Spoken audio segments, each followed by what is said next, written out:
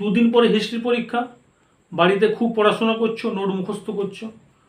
এক বন্ধু ফোন করেছে, কী রে রহিম, কী করছিস? না পড়ছি, এখনও নোটগুলো তো মুখস্থ হয়নি আমার, আমি ওই জন্য পড়ছি।